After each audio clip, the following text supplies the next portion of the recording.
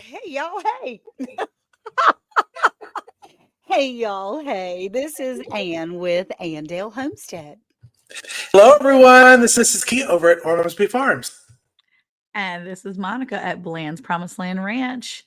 How are you guys tonight? I hope you're having a wonderful Tuesday. It has been a little busy around here. I think everybody's been kind of busy today. I I know think Miss we have. Ann had her Tuesday this morning, and there's been all kinds of goings on here around the farm for us. And I know Casey's been super busy. He's got some big family things coming up. So I'm excited to be here this Tuesday evening. I really am. And it's always fun to be here with our friends on Tuesday evenings. It And sure is. speaking of our friends, Miss Ann, would you like to welcome in our beautiful friends?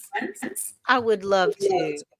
Now, I still do have a little echo going on. But yes, I would absolutely love to say hello to everybody. Jackie C was the first one in tonight. She is amazing.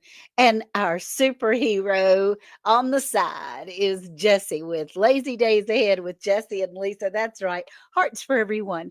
Our other precious mod is not for nothing, Ginger. Ginger, you're amazing. She says, "Hey, everybody, I made it in as long as I don't get a call." And I totally get that. Hey, Rebecca, touched by yarn. Thank you for praying for Ginger. She and her family are going through some things. Jesse's girl. Jesse's girl. I love that woman very much, very much. James Hall. Hey, sweetie. I'm so glad you're here. And Scotty, Lone Cross Scotty. Howdy ho, family. So tonight, thank you all so much for coming in. We're going to be talking about foraging. Foraging. Now, that is a word that I didn't even know what it meant for a while, but we went around and learned a few things, a thing or two. And if you had a chance to listen to our podcast, our sweet Sandy was in this podcast this time, and she is such a plethora of information. We're going to invite her occasionally to come and join us again, but right now, we're taking up the slack and learning with you. So, what we're doing is we need you and your input to help us learn even more about foraging. So, Monica, there was a little comment you had on the podcast about foraging. Where is it that you forage for your herbs and things? Probably from the store or That's what Amazon. you Yeah, said. Was she questioning? She didn't remember. I I don't don't remember. But you know remember. what I did? I thought this was really appropriate today. So most of you guys know that I'm really struggling with my back, and I have been going to the chiropractor pretty much every week, if not multiple times a week, since mid-March. And today we left the chiropractor, my dad and I, and we went to this little barbecue place down in Canton. Oh, And we found two stores down from this little barbecue place was this amazing apothecary. oh, I walked into this place. I'm not even kidding you. My brain was like, oh. Miss Ann, I have a video. I literally was like, I need to take a video and show Miss Ann. This is like the ultimate in apothecary. It's these 1 gallon jars filled with everything you could want to buy from Amazon or any of those herbal stores, but it's all fresh and like well dried, not Yeah, fresh, fresh but dried. they're all dried and they're all right there. And it is the most amazing place. And it smells like sage and old people, but it's a really cool place. I'm trying You not to said smell say blood. an old ball. Okay. Yeah, Old people. old Like people. Old people. mothballs? Old No, people? like No. old like flowers. I Okay. Okay. like geraniums. No offense to anybody that likes geraniums, but it Like smells like like a senior's home. it smells like a senior's home, but not in a bad way. It just smelled very Yeah, all right, try that again. it smelled old-timey, okay? But it didn't smell bad. This went really down really fast. I'm just Anyway, saying. but I was saying apothecary, right? So I forage in places where I can get it because honestly, I don't know that much about wild foraging stuff. So for me, my foraging is places that I know I can just buy, right? So Amazon or now the local apothecary places that I can go grab it. I was so excited to be able to find these herbs and things that I could get to make tinctures or salves. And my dad was pretty fascinated with the whole place. He's like, "Have you ever seen that show, The Good Witch?" Yeah, she has a bunch. Like, my dad. We're not talking about TV right now. This is real life. That's what Jesse claims that I do on my salves and oils and things. My potions and Your lotions potions. is what he calls them. But you know So, what? It was awesome. oh, I know it had to have been wonderful. Apotha, I don't Apotha, carry. I don't carry. But yes, I am a wild Amazon forager in the Amazon forest, and that's where I forage most of my stuff. Because for me, that's it feels safe to me because someone has already done the work, right? They've already identified the plant, they've already figured it out. And for me, that feels like the safest bet. But I'm learning how to forage. So Fingers that's the thing. crossed. That's Yes. right. And how about you, Casey? Have you been foraging lately? Let me tell you, foraging in the suburbs is not the same as foraging in the country because a lot of things are cut down. I mean, they burn and they cut before they build these little subdivisions. So I'm kind of like Monica. I'm foraging in Amazon. Gotcha. And that's where I'm going to do it. And I think I'm still having echo, so I think I'm gonna change because I can tell by the faces of my co-hosts when my echo is. Both of them don't have a poker face. I'm just gonna say No, sorry. I is who I is. I just is who I is. Well, I got to tell y'all. So, foraging to me is going out in the woods and finding what you need, right? Mhm. Going in the neighborhood and finding what you need. Jackie said she forages for morel mushrooms, Yes. and that's where she gets her foraging. That's where her foraging ends. Jackie, I wouldn't even know what a morel mushroom looked like because I we've just never saw a had. recipe for fried morels today on my Instagram, and I'm like, Oh I don't boy. even I'm like, I don't even like mushrooms like this, but they look good. I'd eat it. But fried Yeah, morels, that's a cool thing. they Anyway, look so yeah, I'm sure they are delicious. I hear they're an absolute I've delicacy. heard so too. Okay, So so what do you forage for, Miss I Ann? I go out in the yard and I pick dandelions and bring up the roots of Mhm. dandelions. Dandelions has so many benefits. That is something that we talked about on the podcast. I have some dandelion flowers that I have dried that you can use for dandelion tea. It helps with your digestive. It helps with your urinary tract issues if you have any kind of problems with your kidneys or bladder, urinary tract. And the roots which are here that I have dried. The Nice. roots, they're supposed to be like a coffee, but I make tea.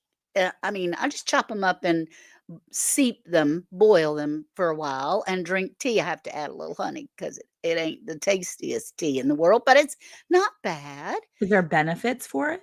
There are just the same the urinary tract issues, or if you have inflammation from swelling in your body, if you have extra fluid that you need to expel. Oh, Um, and if you take too much of it, it's kind of like a laxative. So you have to be careful okay. about that part. But there's another thing that I went out in the yard. I was just looking all over the place. What do I have that I can bring in here and tell these people? Hey, Steadfast Selections, Renee. And from what I understand, dandelion is high in vitamin C. It is, James. It is high in vitamin C. You Nice. can use the leaves for salads. The flowers, you can use the flowers for salves and Mhm. oils and all types of things or for teas and ointments. You can use the roots for tea and coffee. The roots are what most of the books and things talk about. Because I have my book, Ancient Remedies, Nice. here, and it talks about all the dosages and the usages that you can use. It tells you, and so this is called Ancient Remedies Revived. Nice. I brought in a bunch of books and just to so that we wouldn't be alone and not have anything. Lee noticed Anne's moderation. Okay, good, good, good. And then I found something. Now, this is I need your opinion and your knowledge on this. I need the chat's opinion and knowledge on this so because that was the good one right there. Is the Yeah. I looked up on the internet English ivy because here We have English ivy that grows like a crazy thing. And honestly, from our lot that we cleared out a couple of years ago, I could have probably treated the state of North Carolina with all the English ivy that we had, that we took down and burned and took care of it. So English ivy looks like this. And guess what? There's some conflicting things on Goggle.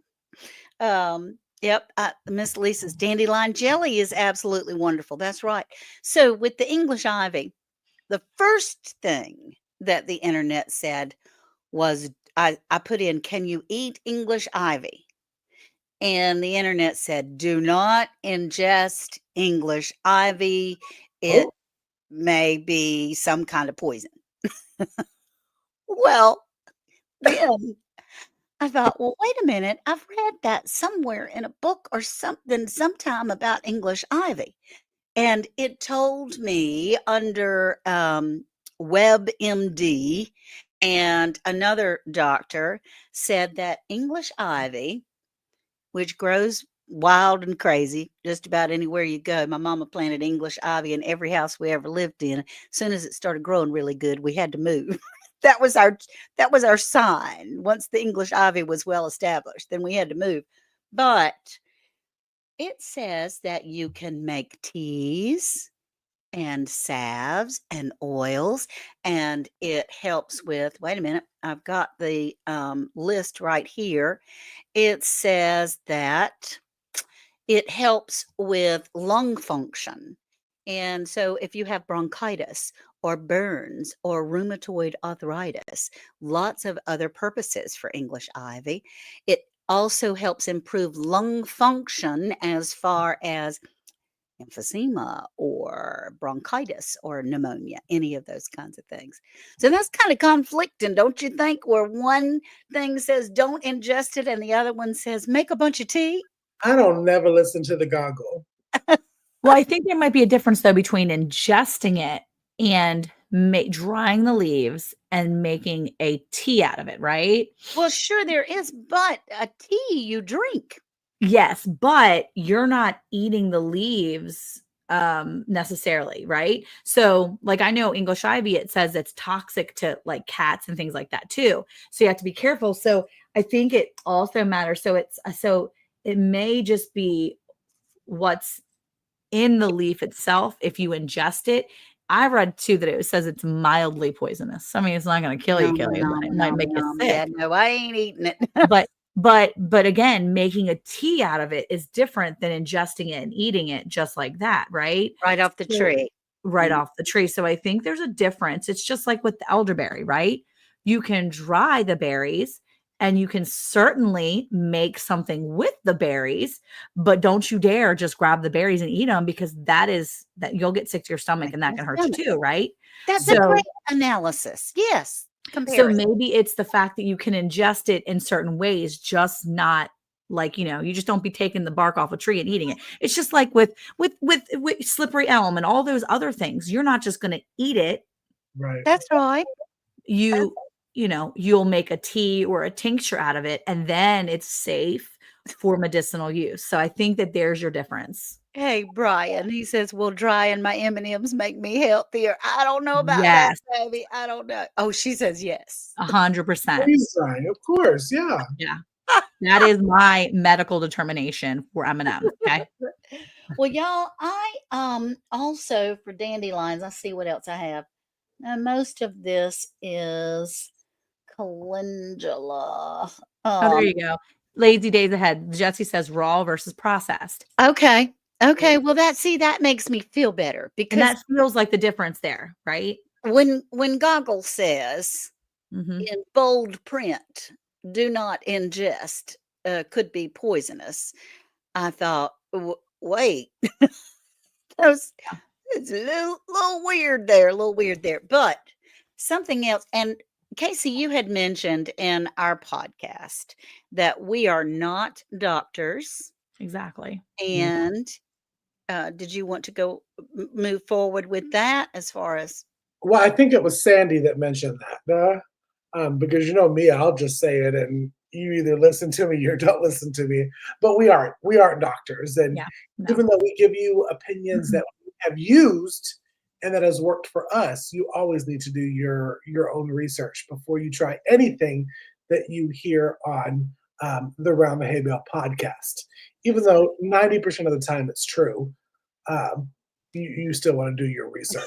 That's right. Yeah. We are not doctors, and we I can't was gonna tell say you. Sandy said it more eloquently than I did, but Well, I think too, the important thing is we do what feels comfortable to us, and we always want you to do what feels comfortable to you. So Miss Ann's talking about eating some leaves, and if you're out there and you're like, ain't no way I'm eating leaves because that's not my jam, then don't do it. Right. And if you eat leaves and you die, we are not responsible for you. We are responsible for ourselves and our people that live in our home. That is it. So That's what we do, and yeah, you do you. you do you, and do we your own research. love you no matter what you do. But if you die, it's not our fault. Just saying. I just tell a funny story about goggle real fast about when you're goggling something. Mhm. Because sometimes I just Google in there. And the other day I entered in because, we love our Ann Dale and she's gotten so famous recently. Yeah. Yes. She like blowing up. So you always want to like type in Ann Dale net worth because you do that with celebrities like Kim Kardashian net worth. No. Net worth, and Goggle told me your net worth. I didn't know What? it's 5 million. And you Google it, that's what it says. It's Ando's net worth, which That's is crazy. hilarious. So when you're doing that, do more research than just Googling something and going in because Goggle has the three of us like really rich and Oh my gracious. I've never heard of such a thing. so I can tell in her face she's Googling it. I'm doing it now. I was going to share, but no, I think you have to do your own research and not just. I think the point that I brought up with that is not just Googling it. Yeah. Books Yes. and Books, other research. other resources besides that. Ask Because your sometimes it's not always correct. one thing that was suggested in the podcast as well is to ask your agricultural department in your Mhm. county. And they usually have an herbalist that they're in contact with. Yeah. And so, yeah, congratulations, Lynette. 5 million. That's hilarious. $5 would be probably More accurate. but 5 million is quite the distance from the bank account, I can promise you.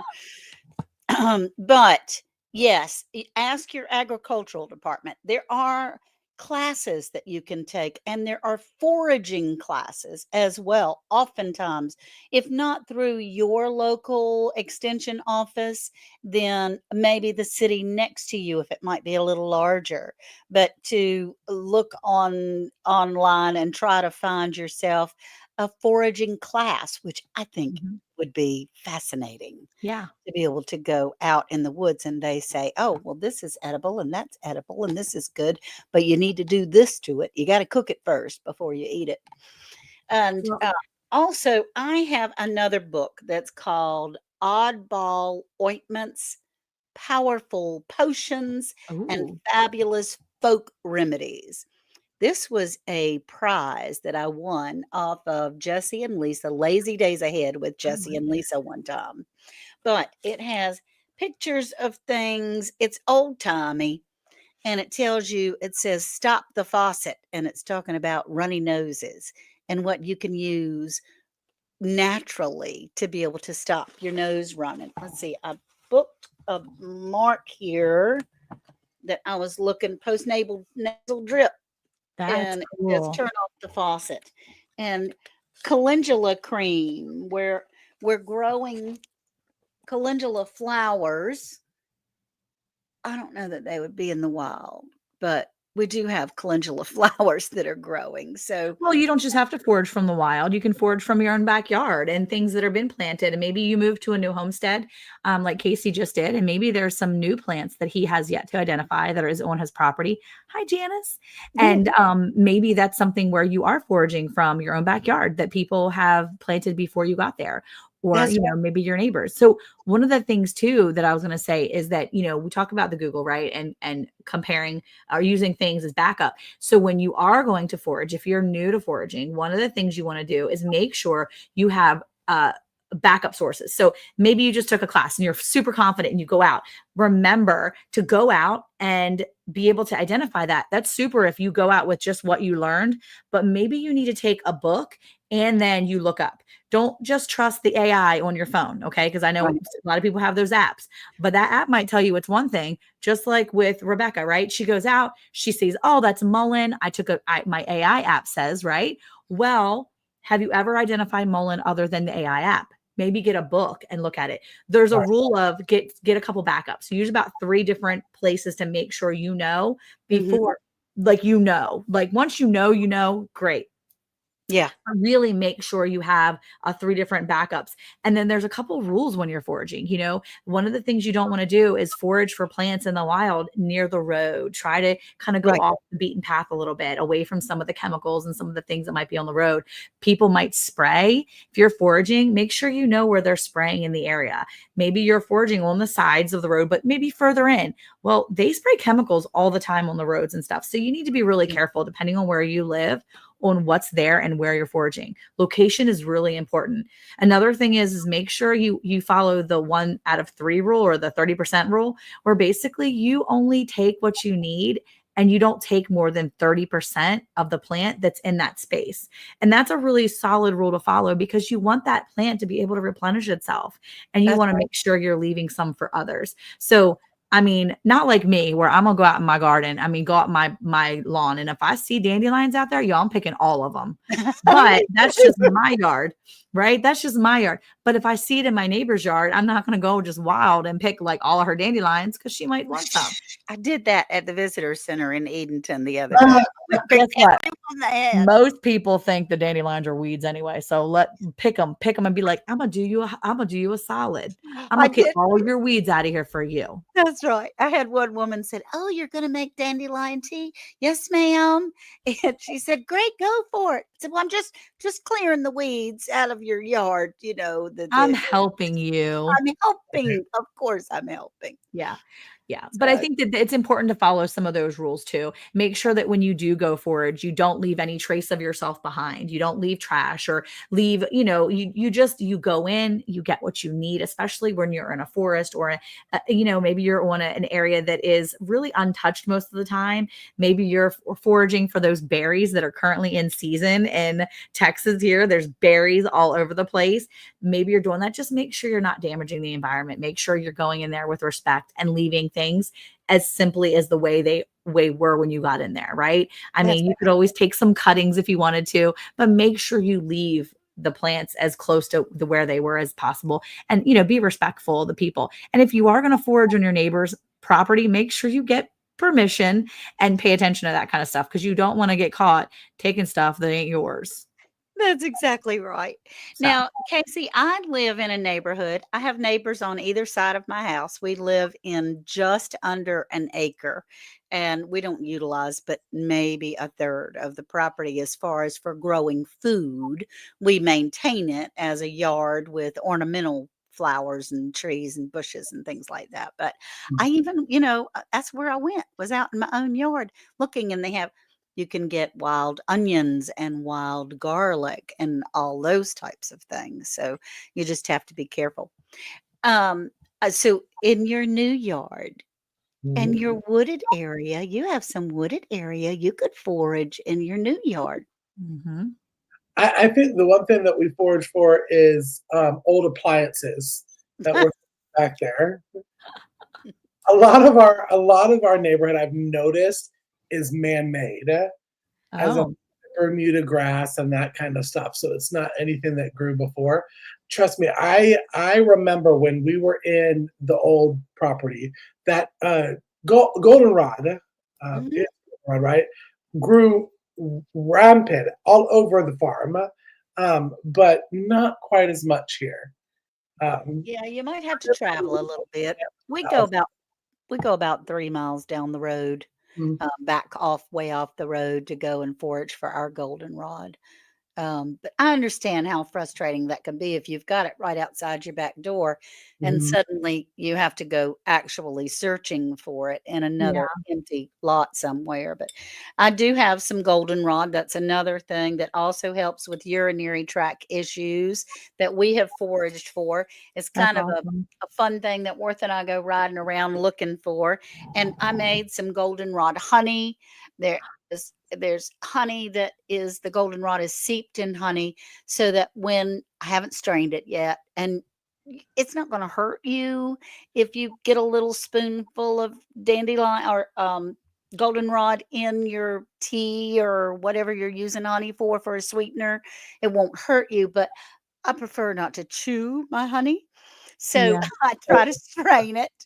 And but that's also very healthy for you, as Wow. well as goldenrod tincture, which I'm not quite as good as Sandy as far as instructions, but this is goldenrod that has been soaking. It's already strained now, soaked and turned for, well, I probably did it for about 6 months, but you don't have to do it that long, 8 to 12 weeks. And it's vodka that I soaked it in.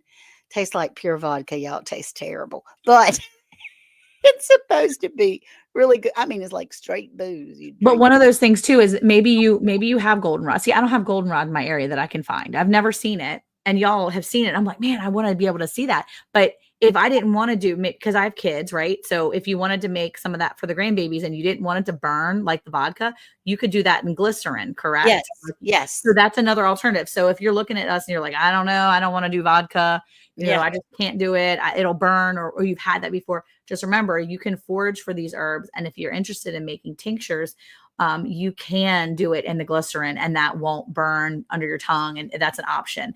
that's It's absolutely just one right. of those things you can do. Let's see. Now, Jesse says, PSA, you should never pick weeds, flowers, or herbs that grow next to a highway because of Mhm. all the toxic fumes that come Yeah. off the road. Also, pesticides might be used along the highways, and they are. They spray the side highways Yeah. to keep all the weeds and things down from underneath the power lines. Yep. But y'all, there's another. Oh, I'm leaking apparently. I've got a little goldenrod tincture. I would lick it right here, but then I would be loopy in no time at all. My husband uses it. He just what he does is stick his spoon in the jar, pulls it out, taps it off, and stirs his last cup of coffee. His knees are so much better. Wow. He used to work at Newport News Shipyard, walked on cement for 45 years with steel-toed boots on, Mm. and his knees were in terrible shape. Doesn't have any problem with his knees. They don't click every time he moves and all those kinds of Wow. things. But before we get out of here, because it's already been 29 minutes that we've been up here talking, you forage for honeysuckle all over the property. That's good, That's Ginger. awesome. Honeysuckle is so yummy. What did you get? Barbara O'Neill? I did. Barbara O'Neill, Natural Remedies. It's a complete collection of over 2,000 remedies that she has that she can share with you on her herbs. Now, I trust Barbara O'Neill, y'all. Who is it, written by Barbara O'Neill, or is It it written by is, someone else? well, it says Mitch Sams, but it was on her official Barbara O'Neill page. It was not Okay. on, there's other they're using her voice and AI in her Oh mouth yeah, it's and really bad. doing all that yucky stuff, and that's not. Yep. James, glycerin would be good. And Jackie says not only spray for weeds in the summer, they use chemicals to melt ice and snow in the winter on Yes. roads. That's what I was That's right. thinking, the winter So we ice. have to be very careful. But just think about it. This is not this is not really a Jessie book that much. Hey, Ann Philback, we're glad you're here because it doesn't have a ton of pictures. It has some, but Jessie likes pictures on every page, and she might not have pictures on every single page, but she has a lot of information in here about a lot of things. And it is Barbara O'Neill Natural Herbal Remedies. And I've loved it. And she's just the coolest thing since sliced bread to me. I just think Yeah. she's amazing. And she can show us how we can heal ourselves with herbs and Yeah. natural products. So that's good. Yeah, that's so awesome. Let's see. Oh, I see a little blurb in the private talk there, and that was fun. That was fun. Yeah. Hey, look, you can look me up anytime. So, everyone, thank you for being here. What we were talking about was really opening the door to knowledge, right? Opening our studying and Yeah. finding new things. And you're worried about chemicals on the road as I smoke a silly cigarette. Good gracious. Yeah, Jackie. See, I understand. I was a smoker for decades. I get it. I totally understand. But is there anything else as I before I close out that you two would like to add? And they're going, No, I mean, no, I think that we've kind of touched on a lot of it, really. I mean, you don't have to feel like you have to go out into the wild to forage all the time. Sometimes foraging may just be in your local apothecary or maybe your neighbor's yard, or maybe you're shopping on Amazon, but getting your hands on those herbs and start doing something with them. Because I think that the best way, and the reason why we're talking about foraging and things like that too, is because really knowledge is power right now. Yep. And having the power and the knowledge to be able to create your own medicines, to be able to heal your bodies is super important, because it may not be around forever. And if something happened, you need to know how to take care of yourself and take care of your bodies. And if you're learning these skills now, that's how we want to encourage you, right? We really Yes. want to encourage you to supercharge your life and feel like you are really, we want you to feel powerful in that way. And we want to encourage you to find those skills and do those things. So foraging is just one of those things we're adding to our list of things that we want to do, because we know God's given us those beautiful things to use for our bodies and use for our families and stuff. So Casey, did I take all your words? You pretty much exactly I every did. single word that I was going to say. We're twins. But I Knew can it. tell you, still could come back next week, because next week is along the line of the same thing of still foraging for medicine. We're talking more about your medicine cabinets. So you may not wild forage Boy, I your got stuff, some stuff. but you still may make your tinctures and your oils and all of the what is it, potions and lotions that Jesse says? Potions and lotions. That's right. Potions and lotions. We'll talk more about it next week, so you won't want to miss it next week. We'll be back On Round the Hay Bale podcast that comes out every Monday on Round the Hay Bale if you want to see our faces, and any kind of podcast station that you listen to, Apple, Spotify, any of those. We're all on all of them on Monday. Different time zones, different things, usually by 10 o'clock Eastern, most of the time when the service does what we ask them to. So we certainly do appreciate you all for being here. Join us next Tuesday, where we'll be talking about our podcast of medicinal things and how you can make your own apothecary and what to do about it. So, bye, y'all. Bye.